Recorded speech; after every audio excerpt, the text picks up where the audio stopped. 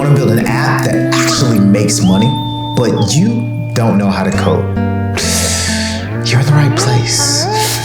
Most people think that building applications is expensive, super complicated, and only for those with technical backgrounds. But what if I told you there was a way that you can launch an app all on your own without writing a single line of code and turn it into a profitable business? You're in luck. By the end of this video, you will have a step-by-step plan to build, launch, and monetize from this particular app and turn it from just an idea to maybe a side project or a full-on business.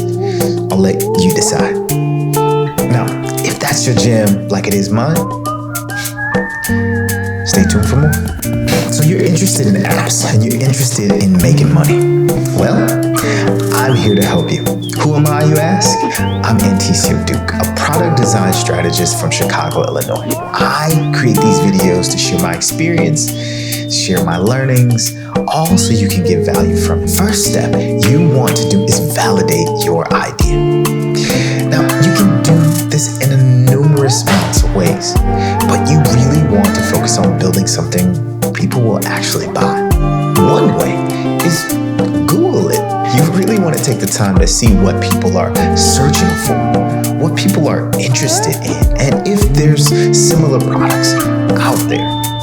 You want to check that landscape, see what people are already spending money on, and maybe tweak it just a little bit to suit your needs and solve the problems you have for your customers. That can be one really good way that you can understand what's out there and validate your own idea. Another way you can validate that idea is to pre-sell. Essentially what that is taking that idea, creating a simple landing page with information so people can understand what you're actually providing and see if they'll pay for it. This will give you a really good starting point to gut check and identify if folks want that solution, but you can also get feedback from it. They'll tell you by using their pockets. The last tip I'll give on this is check forums and websites. Things like Reddit, Facebook groups, LinkedIn. These are all areas and networks where you can get really valuable information from folks with the same problem that are looking for solutions, or they might have some kind of alternative or deviation from what exists now. And you can be the catalyst to actually offer that to them. Now, this may take a little time because you really want to validate if you're focused on the right problem to offer the right solution. An example being Patreon. Now, this is an app that I've used in the past, and I know other creators have done it as well. They did something very unique to only their brand. They decided that creators wanted to get paid for the work they did. So what they did was built a platform that allowed creators to monetize off of their output. And that's where Patreon was born. Creators said, hey, this is what we want. Give it to us. And now they're doing numbers which you can't believe. But it all started with validating the idea and understanding who is the audience you're tailoring to so that they can support with their money. Simple. Step 2 in this process, you really want to outline your plan. In doing so, this helps you plan it before building it. If you think about architecture, they all start with blueprints, floor plans, things that give you guidance on what you're actually building. Building apps, websites is no different. But here's the kicker. You don't need to be a designer in order to do so. I recommend if you're not a designer, you can use simple tools. Here's one, pen and paper. I do it all the time, whether it's pen and paper, iPad, whatnot. I do it so frequently that it becomes second nature. If you want to check out a video on that, I'll link it here so that you can understand how to start that process. Super helpful. It's inexpensive. What we're doing is eliminating all the barriers to entry and so that you can get started. With zero cost, get it out. You can also use other tools like Canva. Most marketing professionals and people who are looking to build graphics and different visuals use Canva. Others can use tools like I use, like Figma, professional UI UX visual designing platform. This is great because they achieve the same thing, getting the idea out. Now, using these tools will actually be very helpful to plan out your next project. What you really want to do when you use these tools are focus on two things. One, what core features of this particular app will make you money? How do you move from sign up to payment? What does that process look like? And how can you streamline it? Those things are vital to the success of your app. Also will help you move things along very, very quickly. Now, this is not a far-fetched idea. Starting from scratch and starting with a blank slate can be your best bet. There are multi-billion-dollar businesses that have been started on the back of a napkin. Others that have grown a substantial following, just doing something very, very simple. Take Cameo, for example. The core function of this particular app was to get personalized celebrity messages. It kept it very simple, streamlined, and became very valuable, not only for the user, to the actual team creating the app. Use what you have in order to plan out the process. And then, who knows? You might be well on your way to building something that is groundbreaking and changes the course of history. The third step in creating this app, you really want to build it. You want to make that MVP that you've been waiting for. Validate this heavily. You want to bring this app to life without hiring a developer. This I do know. But shameless plug, if you're curious and want to work with me and my team in order to build this, click the link below, as there'll be information. We'll ask you a few questions about your idea and help you move things along. I'd be excited to hear more from you and whatever apps that you're trying to bring to life. But let's say you did not know or have any idea of coding. Validating the idea through prototyping or just building it in general will be something to get investors really involved. Now, you can do that with a few no-code or low-code app tools. Me having experience with building apps from scratch using Xcode, Swift, Android Studio, just C#, just all these technologies to build and create digital products. That's my background. I've been in that space for quite some time. But there are tools, there's applications, platforms that takes all of that, tosses it out the window. You can build these tools faster without writing a single line of code. Software tools that allow you to do this can be very, very accessible. You can think of membership sites or apps like Adalo or Software. These are drag and drop app builders where you can do that in the browser or within their platform. You can also use subscription-based apps. Think of things like Glide or a tool that myself and my team use frequently, which is Bubble. This is one of the best, most fluid no-code tools out there, and they actually have native mobile capabilities now. Also, look at booking services and schedulers, tools like Tilda or Thunkable. These are all tools that help you streamline and move your app to the destination of complete. You don't have to hire a developer. In doing this, this allows you to create an MVP, a minimum viable product. This shows the simple, most basic functionality of the app and how it will actually work.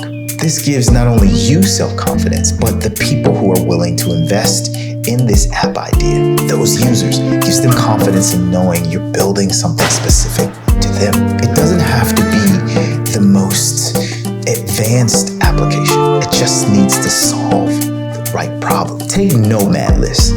Nomad List started with just a simple spreadsheet of countries that are nomad life friendly. Essentially, you can pack up and go work from there, remote, travel the world. In doing so, starting in a spreadsheet and building it up to now its own platform and a significant 6 to 7 figure business right now. But it started somewhere. You don't need to hire a developer right away. You can validate that idea and build it with the tools that are out now, which will help you move further along. And then when you want to customize it or build something specific to your needs that is not out of the box ready, then you can consult with a team, a freelancer, a developer, whomever, to move things along for you. That's step 3 in this process. One that doesn't require a huge lift, but it takes some really good planning and strategy to help you. Step 4 in the process, let's talk about the money. The moolah, show me the money. Yes, everyone wants to talk about how they can make money. So let's talk about monetization. How you turn this app into a real business is vital to the success of it, as well as bringing profitability to you. There are a few revenue models that you can sort of build this app on. And some will be a free version, some will be a paid version. But it's all varied based on what you want to accomplish and what you want that app to do. There's a freemium model called the free basic version. And you can essentially release a basic version that's free to all of the users who grab it. And then they can do app upgrades or in the app store upgrades. These help with not only sales, but once users get accustomed to the base usage of it, and you solve the right problems, you can then allow them to upgrade for more advanced features or essentially get the most out of that app. That is a useful way to build a revenue stream out of it. We've seen apps do it time and time again. Think of apps like Canva, Spotify. These are tools that have the freemium model. You can upgrade from there. There are also subscription-based models where there's monthly or yearly annual plans. Think of your Netflix, Duolingo, or other apps in the App Store. That's a particular model that the organization decided that would help business growth for them. So that varies as well. You also have marketplaces. Take your Ubers, for example. They take a percentage of value once you are actually in their ecosystem. Upon usage, that percentage goes directly to the company, and then the other is dispersed upon the services within the app. Those have transactions. So Airbnb does the same thing. A percentage of that goes to the organization, whereas another percentage or different pots of that money gets allocated accordingly. You can also do one-time sales. Think of Gumroad or things like Cameo. These allow you to release a product where you pay once and you get to use it.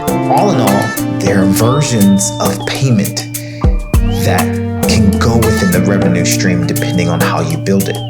But it all really boils down to what your ultimate goals are and then how to best suit your app to make money from there. Even the app Calm started as a free app. And then once it released a paid version with more advanced and more intimate meditation options, it exploded and became upwards of about $1 to $2 billion company. So these models work. Validate your idea, sketch it out, plan it, build it, test it, and then you can build revenue from it. And all of that can change depending on your goals. Step 5, yes, the last step in this 5-step process is scaling and marketing. You want growth. That is going to be the deciding factor for you and the value of your app. I know you don't have a huge marketing budget. You're not sitting on funds to do so. But here are some quick tools to get your app in front of users. So not only the visibility is there, but you'll have some traction to get feedback and move through the process as well. You can do something that we call viral marketing. This is essentially a shared kind of referral-based process. Think Dropbox and other tools where you refer someone to use the product, and then there are commissions, there are very much incentives behind doing so. Now, this varies as well, but it's one of those low-cost barrier to entry things to get virality and shareable things moving along within your app. You can actually do community building. So building a forum, taking to platforms like X or Reddit or Facebook groups. These are areas where you can start to build a community of like-minded individuals that will help you share, communicate, and connect off of the one goal that you have for your app. You can also do partnerships. This is where you can collaborate with other like-minded individuals, creators, or even just brands that are tied to your niche. This helps not only with your exposure, but it helps being shared amongst those who share the same sort of ideology in that space. And that's a really good way to connect with audiences and individuals that you normally would not have. But due to that shared vision, now you have some commonality. It's a really good way to do that as well. Clubhouse did this really well because it was invite only. And so individuals with FOMO, fear of missing out, decided to jump on it and growth exploded. So think of different ways to connect, incorporate, and work within the confines of bringing users in. There's a variety of ways to do that without spending tons of money. Explore it, try it. One is not better than the other, is not mutually exclusive from the other. So that experimentation is going to help you in multiple ways. So there you have it, 5 steps to get you started today to go from app idea to launch to market and building a profitable business from your app. You don't need a technical degree. You don't need to be a developer to take your app from idea to making real serious money. If that resonated with you, comment your app idea below. I'd be happy to read it, take reviews of it, give you some feedback on it. Hit that subscribe button so you don't miss out on some of the next videos we have. If you want to work with me and my team on building apps and creating this sort of ecosystem of money-generated things in the digital space, click the link, provide a little information, and let's connect. Until then, here's a video on using one of those no-code tools to get you started, and we'll see you in the next one.